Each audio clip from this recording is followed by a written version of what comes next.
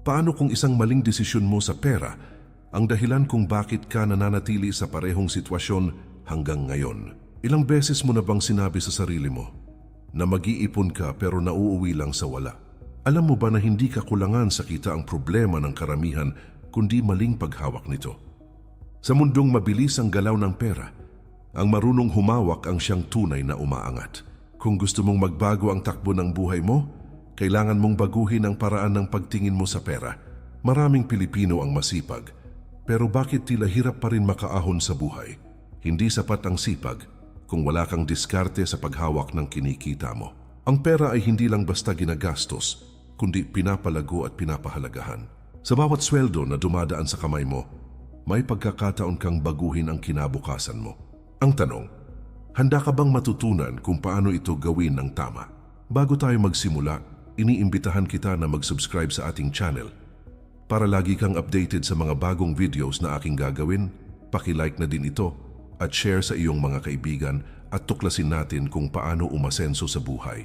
Sa panahon ngayon, hindi na sapat ang basta kumikita ka lang para masabing maayos ang buhay mo. Kailangan mong matutunan kung paano kontrolin ang pera bago ka nito kontrolin. Maraming oportunidad ang dumarating, pero ang hindi handa ay laging nahuhuli. Ang kaalaman sa pera ay hindi tinuturo sa paaralan, kaya kailangan mo itong hanapin at pag-aralan. At ngayon, nasa tamang lugar ka para simulan ang pagbabago na iyon. Hindi mo kailangang maging mayaman para magsimulang maging matalino sa pera. Ang kailangan mo ay tamang mindset, disiplina at malinaw na direksyon. Sa bawat maliit na hakbang na gagawin mo, unti-unti kang lalapit sa buhay na gusto mo.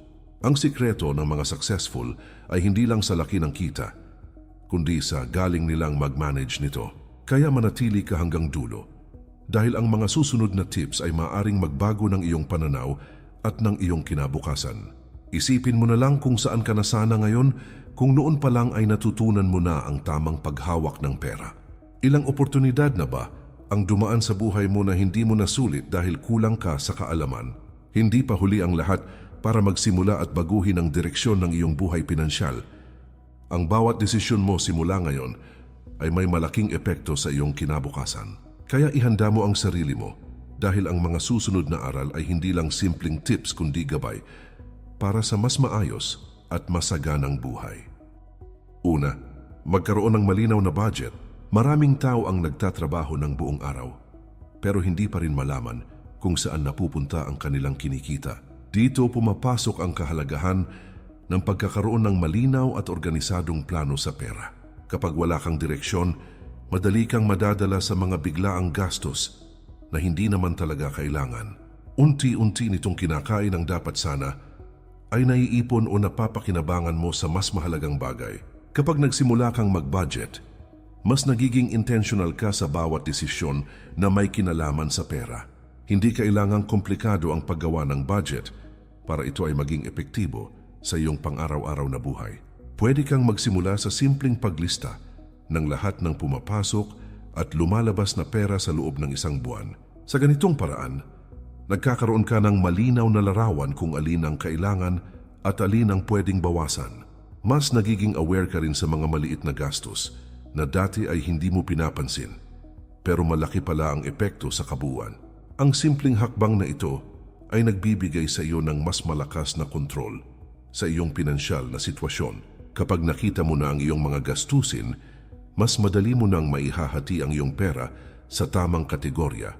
Bigyan mo ng prioridad ang mga bagay na talagang mahalaga tulad ng pagkain, tirahan at mga bayarin. Maglaan ka rin ng bahagi para sa ipon, kahit paunti-unti lamang dahil ito ay magbubunga sa hinaharap. Sa ganitong sistema, hindi ka na basta-basta malilito kung saan kukunin ang pambayad sa mga obligasyon. Nagiging mas maayos ang daloy ng iyong pera dahil may malinaw itong patutunguhan. Minsan mapapansin mo na may mga bagay kang kayang bitawan upang mas mapabuti ang iyong kalagayan. Hindi ibig sabihin nito na hindi ka na pwedeng mag-enjoy, kundi natututo ka lang pumili ng mas makabuluhang paggastusan. Ang bawat pagtanggi sa hindi mahalagang gastos ay isang hakbang papalapit sa mas matatag na kinabukasan. Dito mo rin masusubok ang iyong disiplina at kakayahang panindigan ang iyong mga desisyon. Habang tumatagal, nagiging natural na lamang sa iyo ang pagiging responsable sa pera.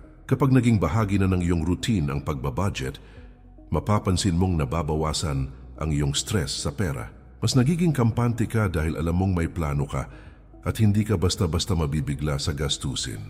Unti-unti mong makikita ang resulta nito sa iyong ipon at sa iyong pangkalahatang pamumuhay. Ang simpleng habit na ito ay kayang magdulot ng malaking pagbabago. Kung gagawin mo ng tuloy-tuloy, ito ang isa sa mga pinakamahalagang pundasyon ng tunay na pag-unlad sa buhay pinansyal. Ikalawa, unahin ang pag-iipon bago ang paggastos. Isang karaniwang pagkakamali ng maraming tao ay inuuna ang lahat ng gastusin bago nila isipin ang pag-iipon. Sa ganitong sistema, kadalasan ay wala nang natitira para sa sarili nilang kinabukasan. Hindi mo kailangang hintayin na lumaki ang kita bago magsimulang mag-ipon. Dahil kahit maliit ay may halaga, ang tunay na sikreto ay ang paglalagay ng ipon bilang pangunahing obligasyon. Sa halip na panghuli lamang, kapag nabago mo ang mindset na ito, unti-unti mong makikita ang pagbabago sa iyong buhay pinansyal. Sa bawat sweldo na dumarating, sanayin mo ang sarili mong magtabi agad ng porsyento para sa ipon. Isipin mo ito na parang bayarin na kailangan mong unahin at hindi pwedeng ipagpaliban. Sa simula ay maaring mahirap, lalo na kung marami kang gastusin na kailangang tugunan. Ngunit habang ginagawa mo ito ng paulit-ulit, nagiging natural na bahagi ito ng iyong routine. Dito nabubuo ang disiplina na kinakailangan para sa pangmatagalang pag-unlad. Malaking tulong ang pagkakaroon ng hiwalay na lalagyan ng ipon upang hindi mo ito magalaw ng basta-basta. Maaaring ito ay isang bangko o kahit simpleng sistema na hindi madaling galawin sa oras ng tukso. Kapag hindi mo agad nakikita o nahahawakan ng pera, mas nababawasan ang posibilidad na magastos ito. Nagiging mas malinaw din sa iyo ang progreso ng iyong pag-iipon habang ito ay unti-unting lumalaki. Ang ganitong setup ay tumutulong sa iyo na manatiling committed sa iyong layunin. Bukod sa simpleng pagtatabi ng pera, mahalaga rin na may malinaw kang dahilan kung bakit ka nag-iipon. Kapag may layunin ka tulad ng emergency fund o puhunan sa negosyo, mas nagiging makabuluhan ang bawat piso. Hindi ka basta-basta matutukso na galawin ito dahil alam mong may mas malaking dahilan sa likod nito. Ang bawat sakripisyo na ginagawa mo ngayon ay may katumbas na benepisyo sa hinaharap. Ito ang nagbibigay ng lakas ng loob para ipagpatuloy ang tamang gawain kahit hindi ito madali. Habang tumatagal, mapapansin mong mas nagiging maingat ka na sa paggastos at mas marunong mag-prioritize. Unti-unti kang nagkakaroon ng kumpiyansa dahil alam mong may naitatabi ka para sa sarili mo. Ang simpleng habit na ito ay nagiging pundasyon ng mas malaking oportunidad sa hinaharap.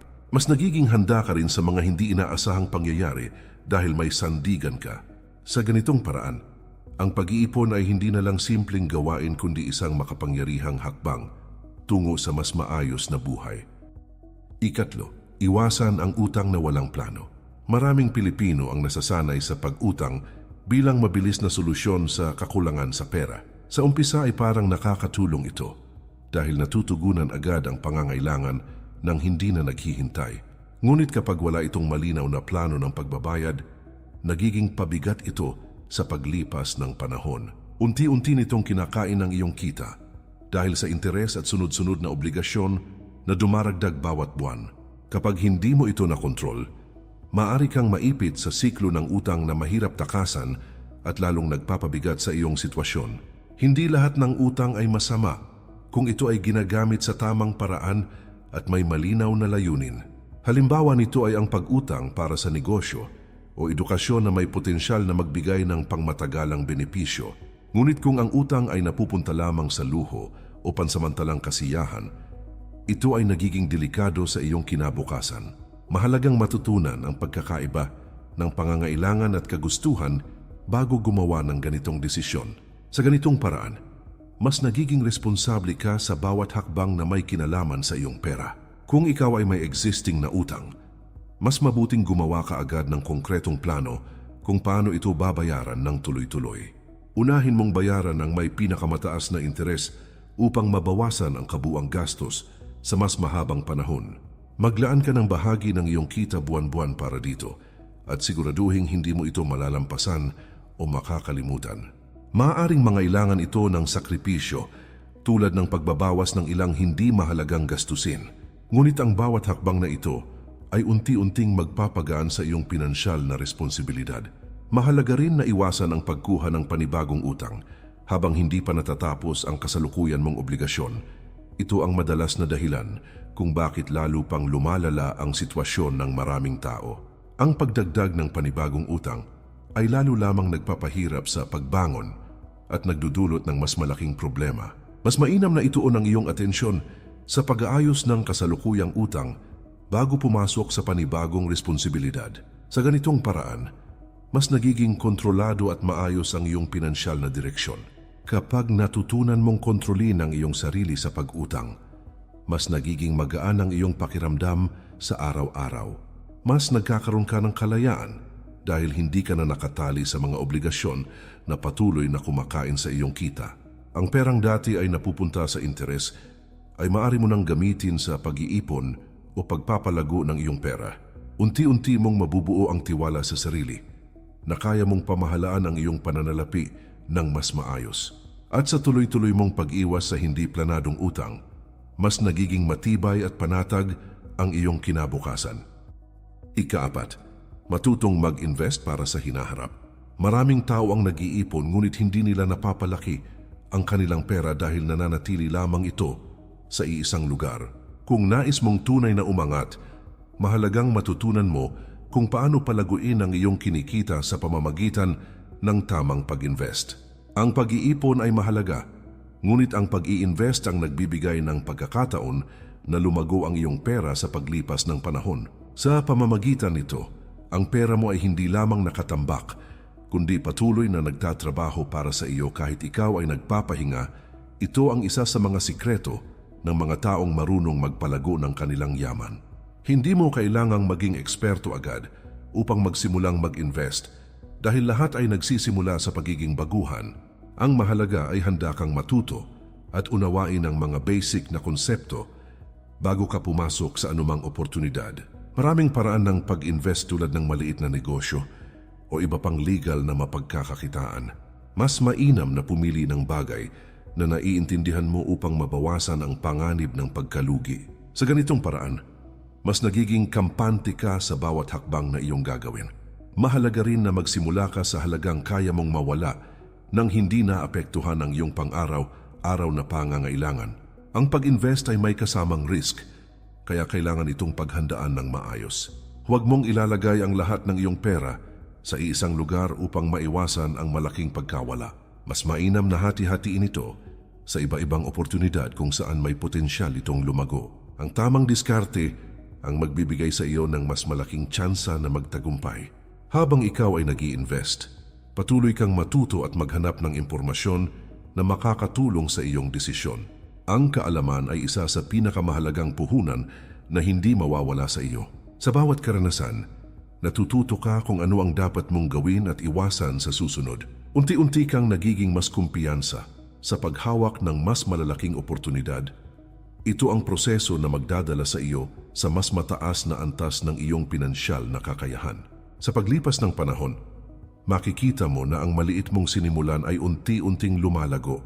Ang perang dati ay maliit lamang ay nagiging mas malaki dahil sa tamang pag-manage at pasensya. Mas nagiging malinaw sa iyo na ang pag-invest ay hindi agad-agad na yaman, kundi isang pangmatagalang proseso. Ito ay nangangailangan ng tiyaga, disiplina at tamang pag-iisip sa bawat galaw. Sa tuloy-tuloy mong pag-invest, mas napapalapit ka sa buhay na may mas malaking seguridad at kalayaan. Ika-5, kontrolin ang impulsive na paggastos. Isang malaking dahilan kung bakit mabilis maubos ang pera ay ang pagbili base sa emosyon at hindi sa pangangailangan. Minsan ay napapabili ka dahil sa saya, stress, o dahil lang gusto mong i-reward ang sarili mo. Walang masama sa pag-treat sa sarili, ngunit nagiging problema ito kapag nawawala na ang limitasyon. Ang mga ganitong desisyon ay kadalasang hindi pinag-iisipan, kaya madaling pagsisihan pagkatapos. Kung nais mong maging matalino sa pera, kailangan mong matutunang pigilan ang ganitong ugali. Subukan mong bigyan ng pagitan ang sarili mo bago magdesisyon na bumili ng isang bagay. Hindi kailangang agad-agad mong kunin ang isang produkto, lalo na kung hindi ito kasama sa plano mo. Kapag hinayaan mong lumipas ang ilang oras o araw, mas nagiging malinaw kung kailangan mo ba talaga ito.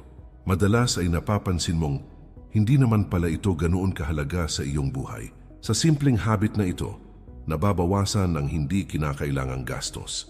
Malaki ang epekto ng kapaligiran sa paraan ng iyong paggastos, lalo na kung palagi kang exposed sa tukso. Ang mga nakikita mo online o sa paligid ay maaring magdikta ng iyong desisyon kung hindi ka magiging maingat. Hindi mo kailangang sabayan ang lahat ng uso o bilhin ang lahat ng trending na bagay. Mas mahalaga na alam mo ang iyong priorities at kung ano talaga ang mahalaga sa iyo. Sa ganitong mindset, mas nagiging kontrolado mo ang iyong sarili. Magandang diskarte rin ang paggawa ng malinaw na listahan bago ka gumastos. Ito ang magsisilbing gabay mo upang hindi ka malihis sa iyong mga plano. Kapag may sinusunod kang listahan, mas nagiging disiplinado ka sa bawat desisyon na iyong ginagawa. Naiiwasan mo ang pagdagdag ng mga bagay na hindi naman talaga kailangan. Unti-unti mong natutunan ang tamang paraan ng paggastos na may kontrol at direksyon. Kapag naging consistent ka sa pag-iwas sa impulsive na pagbili, mapapansin mong mas humahaba ang buhay ng iyong pera, mas nagiging maayos ang iyong budget dahil hindi ito nasisira ng mga biglaang desisyon. Ang perang hindi mo nagastos ay nagiging oportunidad para sa mas mahalagang bagay, tulad ng pag-iipon o pag-invest. Nagkakaroon ka ng mas malinaw na pananaw kung paano mo gustong gamitin ang iyong kinikita sa tuloy-tuloy mong pagsasanay. Nagiging bahagi na ng iyong pagkatao ang pagiging responsable sa pera. Ika-6, palaguin ang kita at huwag umasa sa iisang pinagkukunan. May hangganan ang kaya mong tipirin kung iisa lamang ang pinanggagalingan ng iyong pera. Kahit gaano ka pa kaingat sa paggastos, darating ang punto na kulang pa rin ito para sa iyong mga pangangailangan. Dito mo makikita ang kahalagahan ng paghahanap ng paraan upang madagdagan ang iyong kinikita. Ang pagtaas ng income ay nagbibigay sa iyo ng mas maraming oportunidad para umasenso. Ito rin ang nagbibigay ng mas malawak na kakayahan upang maabot ang iyong mga layunin sa buhay. Hindi mo kailangang agad mag-resign sa trabaho para lamang maghanap ng ibang pagkakakitaan. Maaari kang magsimula sa maliliit na sideline o extra income na kaya mong isabay sa iyong oras. Ang mahalaga ay nagsisimula kang magbukas ng ibang pinto para sa iyong sarili. Sa bawat maliit na kita na nadadagdag, unti-unti mong napapalakas ang iyong pinansyal na pundasyon. Ito ang simula ng pagbuo ng mas matatag na kinabukasan. Magandang pagtuunan ng pansin ang mga skills na maaari mong pagkakitaan sa kasalukuyang panahon. Maaaring ito ay online work, pagbebenta, o anumang serbisyo na kaya mong i-offer. Kapag pinaghusay mo ang iyong kakayahan, mas nagiging mataas ang value mo sa merkado. Ito ang magbibigay sa iyo ng mas maraming oportunidad para kumita ng mas malaki. Ang pag-invest sa sarili ay isa sa pinakamabisang paraan upang mapalago ang iyong income. Mahalaga rin na huwag kang umasa lamang sa isang source ng kita dahil may posibilidad itong mawala anumang oras. Ang pagkakaroon ng ibang pinagkukunan ay nagbibigay sa iyo ng seguridad at backup plan. Kapag may nangyaring hindi inaasahan, hindi ka agad mawawalan ng kakayahang sustentuhan ang iyong sarili. Mas nagiging handa ka sa mga pagbabago dahil may iba kang mapagkukunan. Ito ang isa sa mga sikreto ng mga taong financially stable. Habang nadadagdagan ang iyong kita, mas lumalawak din ang iyong kakayahang mag-ipon at mag-invest. Ang dagdag na pera ay nagbibigay sa iyo ng pagkakataon na mas mapabilis ang iyong pag-unlad.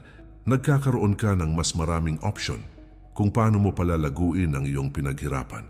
Unti-unti mong nararamdaman ang epekto ng iyong pagsisikap sa iyong pang-araw-araw na buhay. Sa tuloy-tuloy mong paghanap ng paraan para kumita, mas napapalapit ka sa buhay na may mas malaking kalayaan at seguridad. Ika-7, magkaroon ng tamang mindset sa pera. Ang paraan ng pag-iisip mo tungkol sa pera ang isa sa pinakamalaking faktor na nakakaapekto sa iyong financial na kalagayan. Kung naniniwala kang laging kulang ang pera, mas lalo mo itong mararanasan sa iyong araw-araw na buhay. Ngunit kapag sinanay mo ang sarili mong mag-isip ng mas maayos at mas responsable, nagbabago rin ang iyong mga desisyon. Ang mindset ang nagsisilbing pundasyon ng lahat ng iyong financial habits. Kapag inayos mo ito, susunod na rin ang iyong mga kilos at resulta. Mahalagang matutunan mong tingnan ang pera bilang isang tool at hindi bilang dahilan ng stress o problema.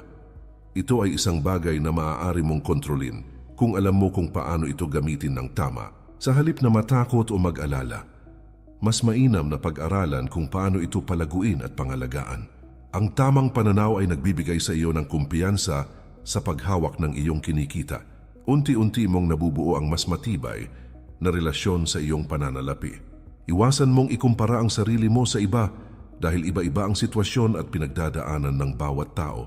Ang sobrang pagtingin sa tagumpay ng iba ay maaaring magdulot ng pressure na humahantong sa maling desisyon. Mas mainam na ituon ang pansin sa sarili mong pag-unlad at sa iyong sariling goals. Sa ganitong paraan, mas nagiging malinaw ang direksyon na gusto mong tahakin.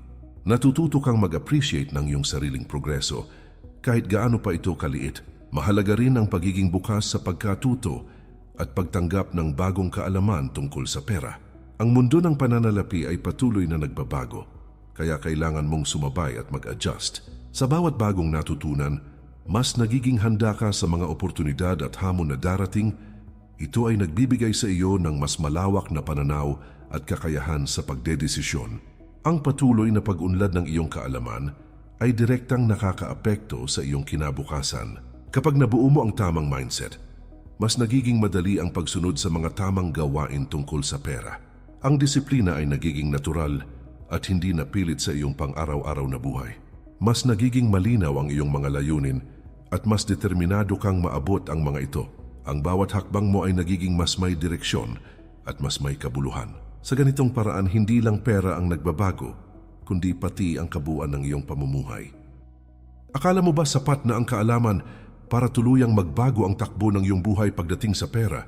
Ang totoo, walang mangyayari kung hindi mo ito isasabuhay sa araw-araw mong mga desisyon.